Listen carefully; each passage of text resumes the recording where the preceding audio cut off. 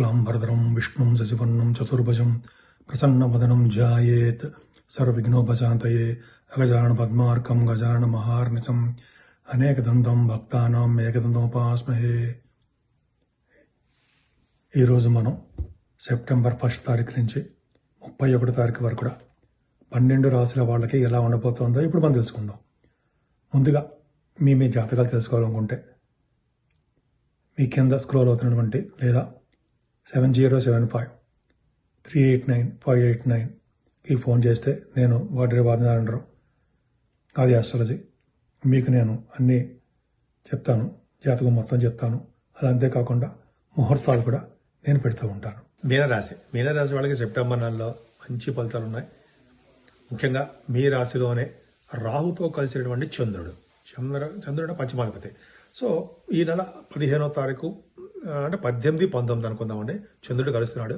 చంద్రమంగళ యోగం అంటే చంద్రమంగళం కాదు, చంద్రుడితో కలిసిన రాహు మంచిదే. అంటే శుభ ఫలితాలు రాహు వేయిస్తాడు. అంటే మీరు అనుకున్న పనులు అనుకున్నట్టుగా జరగడము, చిరాకులు కోపాలు అవన్నీ పక్కకు పెట్టి అనుకున్న పనులు అనుకున్నట్టుగా జరగడానికి అవకాశాలు ఎక్కువ ఉంది. కాకపోతే మీ కుటుంబంలో చిన్న చిన్న ఇబ్బందులు, ప్రాబ్లమ్స్ క్రియేట్ అవుతాయి. శని ద్వితీయ భావం చూడడం వల్ల చిన్న చిన్న ప్రాబ్లమ్స్ జరగడానికి అవకాశం ఉంది. విదేశీ పర్యటన కూడా చేస్తారు. ఎందుకు చేస్తారు అంటే సెకండ్ హౌస్ లార్డ్ కుజుడు 4th భావంలో ఉంటే విదేశ పర్యటన చేస్తారు. మీ రాశి వాళ్ళకి కుజుడు మిథున రాశిలో ఉన్నాడు. మిథున రాశిలో ఉండడము విదేశ పర్యటన. సెకండ్ హౌస్ లార్డ్ 4th భావంలో ఉండడం విదేశ పర్యటన. ఖచ్చితంగా మీ రాశి వాళ్ళు విదేశాల్లో ఉంటారు, విదేశాలకు వెళ్తున్నారు కూడా, అందరూ డౌట్ లేదు. అంత సరే పక్క పెడదామండి. ధనం విషయంలో కొద్దిగా ఇబ్బంది పడతారండి. కుటుంబంలో చిన్న చిన్న ప్రాబ్లమ్స్ వస్తాయి. అయినప్పటికీ కూడా గురుడు 3rd భావంలో ఉండడం వల్ల, చంద్రుడితో కలిసి ఉండడం వల్ల గజకేసరి యోగం ఏర్పడింది. 23, 24 తారీఖులో అద్భుతమైన ఫలితాలు ఉన్నాయి. మీ తమ్ముడికి చాలా బాగుంటుందండి, మీకు బాగుంటుంది. కొత్త కొత్త ఆలోచనలు వస్తాయి. ఆభరణాలు కొనుక్కుంటారు, ప్రయాణాలు చేస్తారు. మీ యొక్క ఆలోచనల్ని కార్యరూపంలో దాలుస్తారు ఉండేవి. అది సక్సెస్ అవుతారు. అద్భుతమైన ఫలితాలు, మంచి మంచి ఆలోచనలు వస్తుంటాయి. అది ఎదుటి వాళ్ళు చెప్తూ ఉంటారు. అద్భుతమైన మంచి ఫలితాలు ఉంటాయి, సందేహమే లేదు. కుజుడు 4th భావంలో కరెక్టా కాదు, కానీ మంగళ యోగంలో ఉన్నాడే. మరి 25, 26 తారీఖుల చంద్రమంగళ యోగం బాగుంది కదా. పైగా కుజస్తంభన ఉంది కదండి మీకు. 45 రోజుల పాటు కుజస్తంభన మంచి ఫలితాలు ఇవ్వడం. పైగా 20 అక్టోబర్ వరకు కూడా మీకు మిథున రాశిలో ఉంటాడు, మంచి ఫలితాలు ఉండవు. సరే ఆ పక్క పెడదాం. ఏదేమైనా చంద్రమంగళ యోగం ఉంది కాబట్టి విద్య విషయంలో బాగుంటుంది. భూములు కొనుక్కుంటారు మీరు, భూయోగం ఉంది, విద్యలో రాణిస్తారు. వాహన యోగము, గృహ సంపదలు ఇవన్నీ ఉండడానికి అవకాశాలు ఎక్కువనే. బుధుడు పంచమస్థానంలో ఉన్నాడు కాబట్టి పుత్రికా సంతానం ఉంటారు, మీకు అవకాశాలు ఎక్కువ ఉన్నాయి.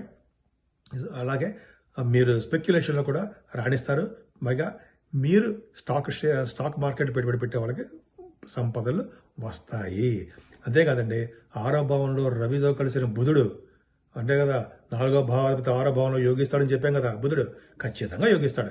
మొదటి యోగం కాదు, కానీ 6వ భావాధిపతి కూడా 6వ భావంలో ఉండడం వలన రాజకీయ నాయకులకు చాలా బాగుంటుందండి. విదేశాలు వెళ్ళడానికి స్టాంపింగ్ అవుతుంది.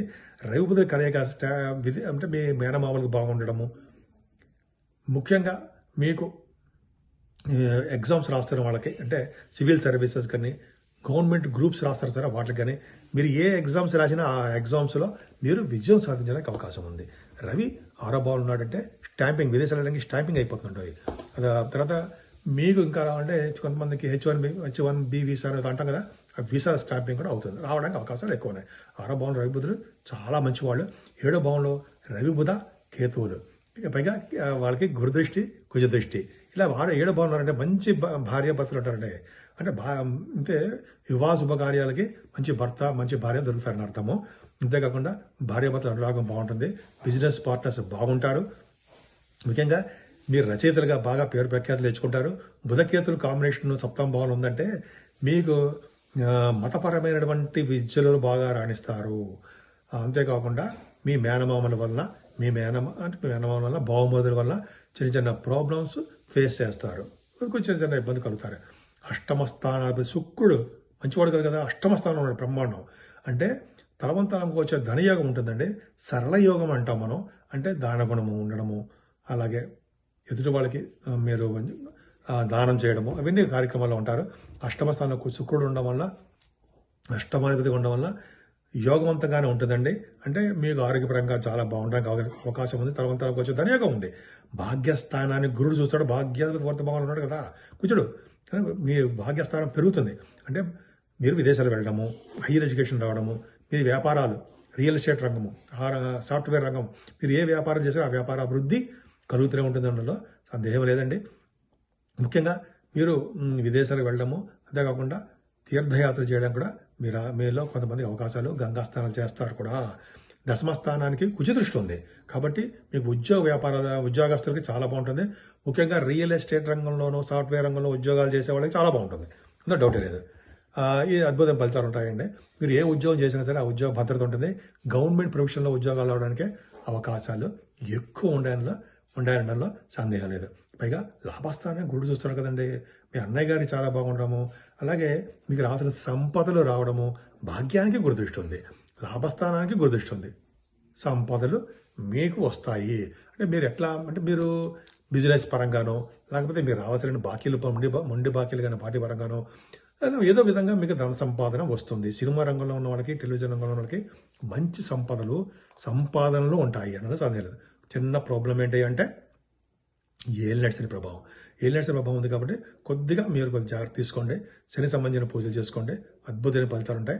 ముఖ్యంగా అమ్మవారిని పూజించండి, మంచి శుభ ఫలితాలు ఎక్కువగా పొందుతారు.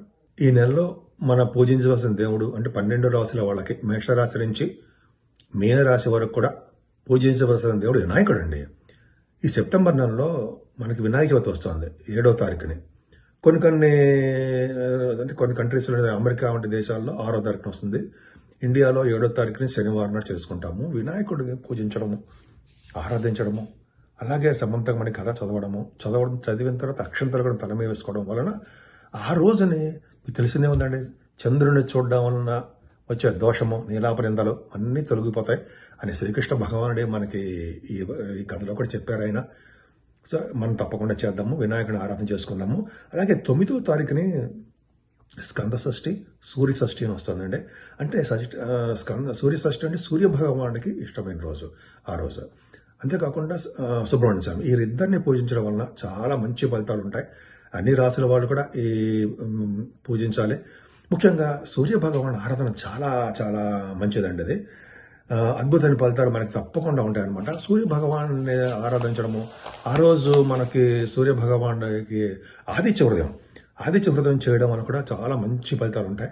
ఆదిత్య హృదయం సూర్య భగవానుడు నమస్కార పీరియడ్ కదండి. ఆయన నమస్కారం చేయడం వల్ల మంచి ఫలితాలు ఉంటాయి. అంతేకాకుండా చక్కటి ఆరోగ్యాన్ని, ఐశ్వర్యాన్ని ప్రసాదించేవాడు సూర్య భగవానుడు మాత్రమే అంటే సూర్య భగవానుడు ఇస్తాడండి. అంతేకాకుండా సుబ్రహ్మణ్య స్వామి ఆరాధన చేయడం వల్ల ఈ రోజు కూడా అంటే సుబ్రహ్మణ్య స్వామిని అలాగే సేమ్ సూర్య భగవాన్ ఆరాధన చేయడం వల్ల చాలా మంచిది. ముఖ్యంగా సుబ్రహ్మణ్య స్వామి ఆరాధన ఏంటంటే ఆయనని ఆరాధించడం వల్ల అంటే కళ్యాణం చేయించడం కానీ, లేకపోతే సుబ్రహ్మణ్య స్వామికి పూజలు చేయించడం కానీ, పుట్టలో పాలు పోయడం కానీ ఇవన్నీ ఉంటాయి కదా. అలా చేయడం వల్ల పెళ్లి కాని వాళ్ళకి పెళ్లి అవ్వడము, సంతాన భాగ్యం కలగడము, భార్యాభర్తల యొక్క అనురాగం పెరగడం మీకు తెలియదే ఉందండి.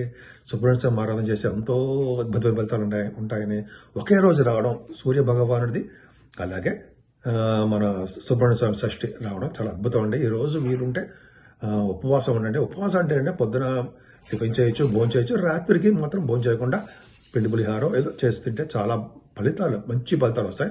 వినాయకుడి ఆరాధన చాలా అద్భుతమైన ఫలితాలు ఉంటాయి. సూర్య షష్ఠి, స్కంద షష్ఠి అద్భుతమైన ఫలితాలు. అలాగే ఈ నెల 18వ తారీఖున అండి మహాలయ పక్షాలు వస్తున్నాయి. మహాలయ పక్షాలు చాలా పవర్ఫుల్ కదా. అంటే పితృదేవతల్ని మనకి చాలా సంతృప్తి పరిచే రోజు అనమాట. మనం అంటే అందరూ కాదండి, తల్లిదండ్రులు లేని వాళ్ళు చేస్తారు ఇదంతా కూడా. పిండ ప్రదానం చేయడము, అలాగే దానాలు చేయడము. ఈ రోజు అంటే 15 రోజులు ఉంటుంది ఈ మహాలయ పక్షాలని. అలా చేయడం వల్ల ఏమవుతుందంటే పితృదేవత సంతోషిస్తారు. ఈ సంతోషించడం వల్ల ఏమవుతుందంటే మనకి వంశం వృద్ధి అవుతుందండి. గోత్రం వృద్ధి అవ్వడము, వంశ వృద్ధి అవ్వడం ఉంటాం కదా, ఈ వృద్ధి అవుతుంటుంది. దానాలు, పండితులకి దానాలు ఇవ్వడము, బట్టలు సమర్పించడం వల్ల అద్భుతమైన ఫలితాలు ఉంటాయండి. అందుకని చూడండి, ఈ నెల మొత్తం కూడా మన పెద్దల్ని ఆరాధించాలని చెప్పి నెల మొత్తం కూడా పెట్టారు. అందుకని పెళ్లిళ్ళు అవి చెయ్యం కదా, కార్యక్రమాలు, శుభకార్యాలు చెయ్యం నెల మొత్తం కూడా. కాబట్టి మనం ఈ మహాలయ పక్షాల్లో పితృదేవతలను పూజించి తర్పణాలు, దానాలు, పిండ ప్రదానాలు ఉంటాయి కదా. తల్లిదండ్రులు లేని వాళ్ళు నేను చెప్పేది ఎవరో ఒకరు ఉన్న వాళ్ళకి చేస్తే మంచిది. మరీ ముఖ్యంగా అంటే వినాయకుడిని, సుబ్రహ్మణ్య స్వామిని, సూర్య భగవాన్ని ఆరాధన చేయడం వల్ల ఈ 12 రాశి వాళ్ళకి ఎవరైనా చేయొచ్చండి. చేయడం వల్ల అద్భుతమైన ఫలితాలు, మంచి ఫలితాలు, శుభ ఫలితాలు వస్తాయి. చక్కటి ఆరోగ్యవంతంగాను ఐశ్వర్యవంతంగాను ఎటువంటి కోర్టు కేసులు కానీ ఎటువంటి ప్రాబ్లమ్స్ లేకుండా మనశ్శాంతిగా ఆనందోత్సవాలతో ఆనందంగా ఉండేట్టుగా మీరు ఉండాలని ఆ సూర్య భగవాన్ని నేను మనస్ఫూర్తిగా కోరుకుంటున్నాను.